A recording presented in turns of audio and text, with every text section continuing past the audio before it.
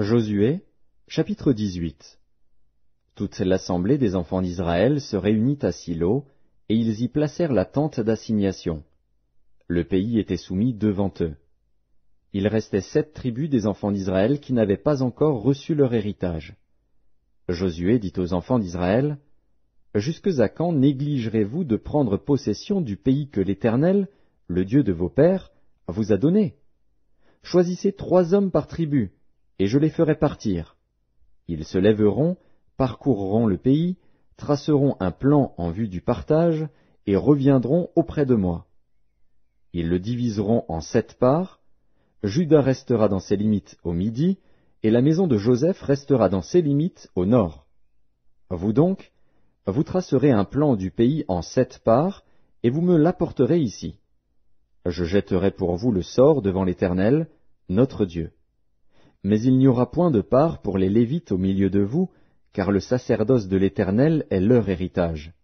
Et Gad, Ruben et la demi-tribu de Manassé ont reçu leur héritage, que Moïse, serviteur de l'Éternel, leur a donné de l'autre côté du Jourdain, à l'Orient. Lorsque ces hommes se levèrent et partirent pour tracer un plan du pays, Josué leur donna cet ordre. « Allez, parcourez le pays, tracez-en un plan, et revenez auprès de moi. Puis je jetterai pour vous le sort devant l'Éternel, à Silo. » Ces hommes partirent, parcoururent le pays, et en tracèrent d'après les villes un plan en 7 parts, dans un livre. Et ils revinrent auprès de Josué dans le camp à Silo. Josué jeta pour eux le sort à Silo devant l'Éternel, et il fit le partage du pays entre les enfants d'Israël, en donnant à chacun sa portion. Le sort tomba sur la tribu des fils de Benjamin, selon leur famille, et la part qui leur échut par le sort avait ses limites entre les fils de Juda et les fils de Joseph. Du côté septentrional, leurs limites partaient du Jourdain. Elles montaient au nord de Jéricho, s'élevaient dans la montagne vers l'Occident, et aboutissaient au désert de Beth-Aven. Elles passaient de là par Luz, au midi de Luz, qui est Béthel, et elles descendaient à Ataroth Adar par-dessus la montagne qui est au midi de Beth-Horon-la-Basse. Du côté occidental, la limite se prolongeait et tournait au midi depuis la montagne qui est vis-à-vis de Beth-Horon. Elle continuait vers le midi et aboutissait à Kirjat-Baal, qui est Kirjat-Jéarim, ville des fils de Juda. C'était le côté occidental. Le côté méridional commençait à l'extrémité de Kirjat-Jéarim. La limite se prolongeait vers l'Occident jusqu'à la source des eaux de Nephtoar. Elle descendait à l'extrémité de la montagne qui est vis-à-vis de la vallée de Beth-Hinnom, dans la vallée des Réphaïm au nord.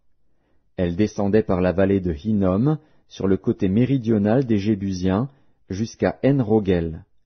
Elle se dirigeait vers le nord à En-Shemesh, puis à Gélilot, qui est vis-à-vis de la montée d'Adumim, et elle descendait à la pierre de Bohan, fils de Ruben.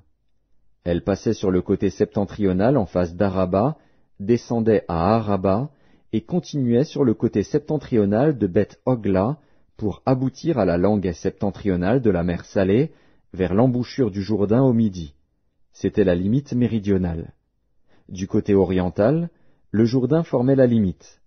Tel fut l'héritage des fils de Benjamin, selon leur famille, avec ses limites de tous les côtés.